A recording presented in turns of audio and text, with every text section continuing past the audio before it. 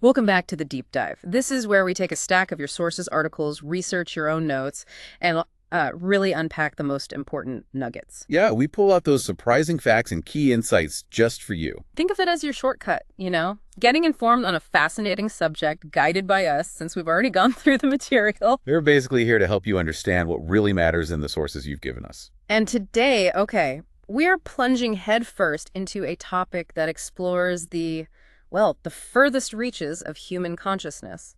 Transformative experiences, spiritual awakenings, altered states. It's deep stuff. Our source material is a real deep dive itself, looking into all sorts of these profound, non-ordinary moments. Right, from those spontaneous spiritual experiences that can change a life overnight. To states people reach through specific practices or even, substances. It covers a lot of ground. So our mission with your stack of insights is to explore what these experiences are actually like. And look at what the sources suggest about their nature, their effects, and crucially, how they've been viewed from really different perspectives. Scientific, personal, the whole range. It's definitely a mind-expanding journey we're going on here. And, right from the jump, there was this quote from Erwin Schrödinger in the source material that just grabbed me. Oh, the Schrödinger quote. It sets such an intriguing stage. The total number of minds in the universe is one. In truth, there is only one mind. Keep that tucked away in the back of your mind as you listen, because it really resonates with concepts explored later on. Yeah, it perfectly highlights that central theme in the source, how these experiences often feel like, direct evidence against a purely materialistic view of reality. Exactly. They seem to happen in these states of expanded consciousness that just, challenge our everyday understanding of how things work. And here's where it gets really interesting right off the bat, just how common these things are. Right. The source points to a 2004 NORC survey. Get this. 50% of Americans reported having a spiritual experience that deeply impacted their lives. Half. 50%. That's staggering. It's a huge reminder. These aren't just fringe phenomena. Not at all. These are profound moments shaping loads of people's lives, often completely outside of any academic or clinical setting. So where do they happen? I mean, the source mentions the context you might expect, like prayer, meditation, being out in nature. Sure, the usual suspect. But it also notes they can sometimes, kind of surprisingly, pop up alongside health challenges, even during periods of depression. And what's really fascinating is the impact. The source makes it clear that these aren't just, nice feelings that fade. No. They fundamentally rewire your relationship with reality. Your whole perception widens, life takes on new meaning. And everything from your core beliefs and values to your attitudes, behaviors, even your basic sense of self gets transformed. Imagine your world just suddenly widening like that. The specific positive changes listed are pretty remarkable. Yeah, increased kindness, compassion, unconditional love, a stronger desire to help others. It's quite the list. And there's often this deep, intuitive sense of being a spiritual being, something more than just the physical body. Like a connection. Exactly. A deeper interconnectedness with nature and this palpable feeling of a transcendent principle, what many people experience and, call God. And that leads to, the source says, a lasting serenity, a totally new perspective on problems. You stop feeling like just a victim of circumstance. Right. And sometimes the source adds, these experiences even come with physical or emotional healing. Pretty amazing. So, that's the broad category, spiritual experiences, or SEs. But then the source kind of zooms in, doesn't it, on mystical experiences, MEs. It does. What makes MEs different within that bigger picture? Well, they're described as a core type of SE, often lying right at the root of major world religions. They seem to allow this direct awareness of cosmic realities, things way beyond our normal consciousness. And the characteristics sound incredibly intense. The source lists things like losing your everyday sense of self. Yeah, feeling like you're outside of time and space. Getting the impression you've reached the absolute foundation of reality. Wow. And being flooded with these feelings of intense peace, happiness, joy. And a key thing is that MEs often bring this non-rational, intuitive knowledge. Something you know deeply, but according to the source, you just can't adequately put into words. Yeah, it's beyond language. And this is where that Schrödinger quote about only one mind really clicks in again.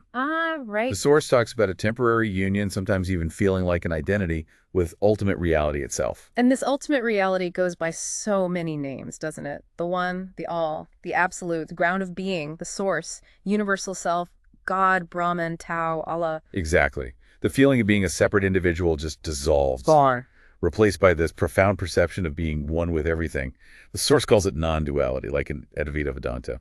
That deep intuition that there's this single ground of being, the source of everything, just expressing itself in countless different forms. And psychiatrist Richard Maurice Buck actually coined a term for this subtype, cosmic consciousness. Right, I saw that. And what's truly remarkable, the source material emphasizes, is that, yeah, maybe great spiritual figures reach this state through effort. Right. But it can also just happen suddenly, out of the blue, even to someone with zero prior interest in anything spiritual. Which is exactly why the personal accounts in the source material are so vital, isn't it? They ground these big concepts in actual lived experience. Totally. They give us a window into what it feels like. The Source shares a really powerful story from someone named Vincent R. Oh yeah, from 1977. He describes this sudden SE where he instantly found himself in like a world of angels. No material reality as we know it. Wow. He faced this glorious guardian angel wrapped in light and realized he was wearing a similar robe. He looked into the angel's eyes and felt like he was seeing eternity itself. A sense of everything being eternal, the world, the angel, himself, all conscious beings. Must have been staggering. And then, the Source says, the angel vanished. And bam, all his previous incarnations flashed before him on this cosmic screen. And that's when he understood, he says, the material life illusion that imprisons us. For me, the most striking part is how he describes coming back. Rather, not coming back. Right, he said he didn't feel he came back at all, just fragments of an old life. He cut all his old ties, stopped living for himself, started caring deeply about everyone because he absolutely knew their essence was the same as his. Felt his brain was transformed, lives totally in the present now. That's a radical shift. Truly profound. And then there's Sheila's account of her cosmic consciousness, Emmy. What makes her so compelling, as the Source notes, is she was a self-described firm atheist before it happened. Yeah, February 14th, 1997. A sudden, dramatic shift in perception. She describes her soul, or some part of her consciousness, leaving her body, rising above it. And the material world around her just seemed to dissolve. First into particles, then this foggy ether. Yeah, and she crossed a threshold into what she called a metaphysical oceanic universe. And she noticed her breathing was somehow synchronized with a cosmic breathing in this universe, while still connected to her physical body back in the room. Weird. Very. It was then she became intensely aware of this living and conscious entity that permeated the entire cosmos. Her own sense of self, her individual identity, just faded away to contain this vast cosmic consciousness. She calls it a unitive experience with God, the Creator, where the veil that obscured my thought rose. Then suddenly her soul rushed back into her body. And the aftermath sounds just as powerful. Discovering these spiritual dimensions was like, she said, putting on a new pair of glasses. Her perspective just abruptly and permanently changed. She felt she'd morphed into a mystical creature, seeing everything differently. Thoughts changed radically. Identity no longer bound by culture, gender, beliefs, skin color. None of it mattered in the same way. Instead, she perceived herself as a spark of cosmic consciousness incarnated. It's just an incredible story of how suddenly these things can hit, even without any framework. Absolutely fascinating stories. Okay, so the Source then shifts gears a bit, exploring another type of mystical experience, this one often linked to an energetic concept, kundalini. Kundalini, right? Sanskrit term. Often pictured as that coiled serpent at the base of the spine in the sacrum. The Source describes it as this potent energy called cosmic, creative, or divine energy in different spiritual paths. And it's not just Hinduism, though that's where you hear about it most. The Source points out similar ideas pop up elsewhere. Buddhism, Taoism, Kabbalah. Even some Christian theologians saw parallels with the Holy Spirit, apparently. Interesting. The core idea is that certain practices, meditations, specific breathing techniques like pranayama, physical postures, or asanas, can awaken this dormant energy. And once it's awake, it's felt ascending up the spine, activating these energy centers, the chakras. Right. And when it reaches a crown chakra at the top of the skull, that's said to lead to this state of expanded consciousness, that feeling of being one with the all. This kundalini rise often comes with vivid physical and perceptual stuff, according to the Source. Yeah, like flashes of light, buzzing sounds, heat, tingling, vibrations. And feelings of deep fulfillment, bliss, inner purification. Sounds pretty good. However, and this is a really crucial point the Source stresses, Yeah. there can be a shadow side. Awakening kundalini can be incredibly intense. It can stir up and reactivate deep-seated fears, old traumas. So it's not always smooth sailing. Definitely not. If the intensity is overwhelming or the person isn't ready, the symptoms can become unpleasant, even frightening. It can potentially lead to psychological disturbances. It's not guaranteed bliss. Right. The author of the source material actually shares their own kundalini experience, which gives a really visceral sense of this. Oh, they do. How did it start? Unexpectedly in the shower. A boiling sensation and nausea in their solar plexus. A weird feeling of losing their identity, feeling drugged almost. Whoa. Do they think it was something physical? Initially, yeah, maybe a tumor or something serious. But oddly, they were worried. Then these powerful energy waves started surging from the solar plexus up to the heart and head. Accompanied by rapid heart rate, panting. Exactly. They questioned again if it was dangerous, but then clearly heard a voice. A voice saying what? Don't be scared. There is no danger. Let yourself go. Wow. And did they? They did. Completely surrendered to it. The energy waves then became ecstatic, filled with this feeling of absolute unconditional love. Eyes closed, perceived a golden white light, radiating love, just merging with it. Yeah, identity seemed to disappear, and in that state, they realized they could just jump into the absolute, surrender totally to the source. They knew everything was perfect, never needed to worry, that guidance and resources for their life mission would always be there. Even got specific info for future projects. Incredible. At the peak, they still perceived their body, but felt incredibly distant from Earth, like dying wouldn't even matter. Then it gradually subsided. Yeah, energy waves calmed, breathing normalized. After about 45 minutes, they gently reintegrated into their body, feeling profoundly changed. That's quite an account. So we've covered spontaneous experiences, ones linked to internal practices like meditation or kundalini. Where does the source go next? It moves into experiences triggered more by external factors, specifically looking at shamanic experiences and the use of entheogens. Okay, shamanism. Oh. Ancient stuff, right? Yeah. Using altered states, drumming, fasting, whatever, to connect with non-physical realms or entities for healing or guidance. Exactly. But what's interesting, the source says, is that experiences that sound very shamanic can happen spontaneously to people totally unfamiliar with those traditions. Like what? They mention something called shamanic fusion, where someone feels like they actually merge with an animal's body. Whoa. And is there an example? A really detailed one. Triggered just by music playing in an esoteric bookshop. This person felt a white flash, then bam, they're in a desert, red-orange sand, feeling instantly home. Just like that. Just like that. Walked towards a giant red monolith, feeling incredibly happy, like returning after a long time away. Then the scene shifted. Yeah, to plains and dunes. Saw a cougar, felt this intuitive connection, and heard a voice they knew was the cougar's. Saying, "Here you are, finally, little brother of the earth." telepathic. Totally. The person thought, "Animals don't speak," and the voice replied, "Indeed. Why speak with words when it is more beautiful to speak with the mind?" Explained their shared essence, same flesh, blood, heart, pain. Amazing. Then they ran together. Tried to. But the person couldn't keep up. The cougar waited and said, "You cannot run like a cougar, so you have to become the cougar." Become the cougar. How? The person felt themselves get light, misty, and suddenly they were inside the cougar, merged. Seeing through its eyes, feeling its movements. Exactly, like a spectator inside, hearing its thoughts. The cougar said they'd fuse their beings, would teach them more later. Running inside the cougar felt incredible, feeling the muscles work, the power. Then an eagle appeared. Heard a scream, saw an eagle. The cougar called it another brother, a bird of power.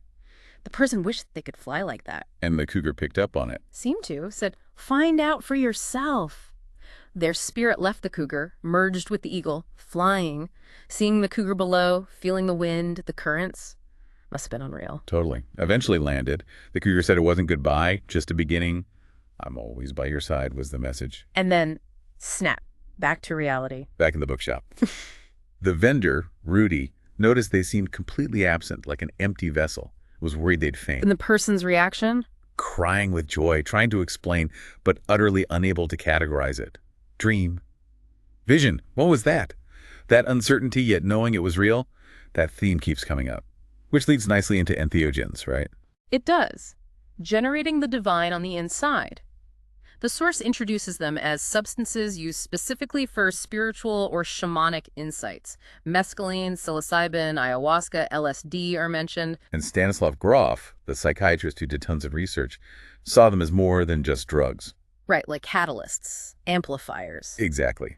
He believed they let the deepest parts of the psyche emerge, often triggering spiritual experiences very similar to spontaneous mystical states. The experiences reported sound familiar. The everyday little self or ego gets transcended. Merging with a wider consciousness perceived as full of wisdom and love. Often described as inexpressible but feeling more real than reality, with intense peace and happiness. And the source mentions potential long-term benefits from careful use, too. Like reducing egocentric drives power, fame, fostering personal growth, boosting social and ecological awareness. Ayahuasca gets highlighted as a popular one now. That Amazonian brew with DMT used by shamans for ages. Users often report it as incredibly intense but overwhelmingly positive, leading to new understanding of life, self, world, improving relationships, changing values, spiritual development. And the source gives us another detailed personal account from Marie Claude taking ayahuasca in the Amazon with a shaman, Ricardo. She felt instant trust, surrendered, drank the bitter liquid, spoke to the plant, asked it to guide her. And felt it directing her immediately. Yeah, moving along her spine, feeling every vibration organ, releasing tension,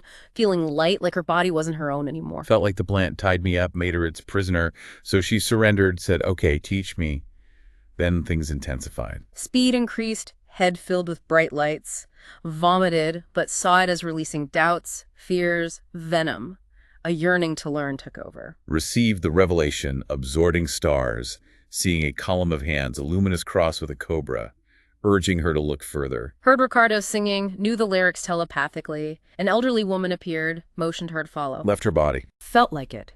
Journeyed over a nebulous space. Saw a circle, the center of the universe, plunged in. Which led where? Green hill, luminous triangles, huge old lock. The woman said, open it, you have the key. And she opened it. To blinding light, radiant beings, incredible nature, calm, relaxing, colorful. Then jolted back to her body. Yeah, heard the circle again, communicated telepathically with others in the room, saw Ricardo radiating energy, felt protected. More vomiting, but felt purifying. Any other visions? Animals, a wolf, nature offering itself, heard trees gossiping, talked with entities on her right, got projected upwards but hit a silver net, a border she couldn't cross. Came back down, saw a futuristic city, an old house, family portraits, a small door she reacted strongly against, no. Felt paralyzed. Returned to that scene twice, also felt this vital need to breathe air from elsewhere, felt nourished for days after, food seems useless. And the source says she had long-term benefits. It's incredibly powerful stuff. But crucially, the source also flags the risks. Right. Absolutely. While many experiences like that are positive, entheogens aren't risk-free. Fear, panic, bad trips can happen. Potential for long-term perceptual disturbances too, or worsening existing mental health issues. It's a critical balance, the source emphasizes. Yeah, definitely.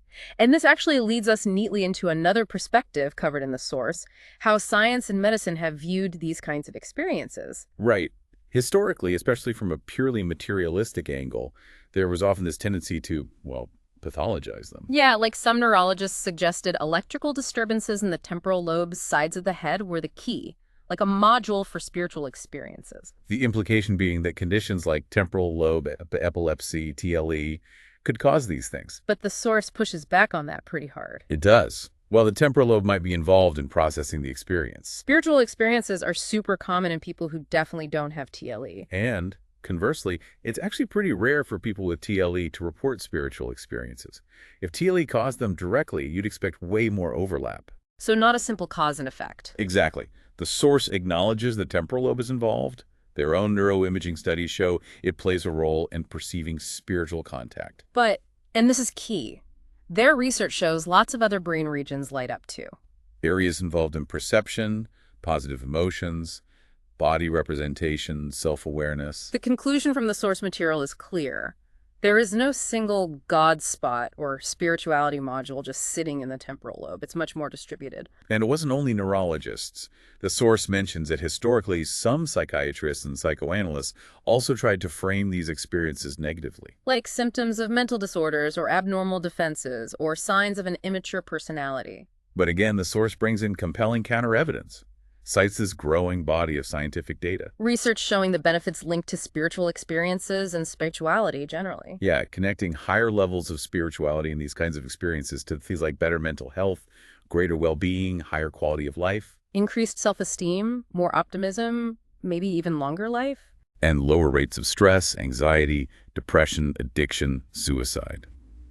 The picture emerging from this research, presented in the source, is pretty much the opposite of pathology. It suggests these experiences and spiritual engagement are strongly linked with positive psychological and maybe even physical health. That's a huge shift from the old pathologizing view, and the source author then reflects on how these insights might actually be applied, right?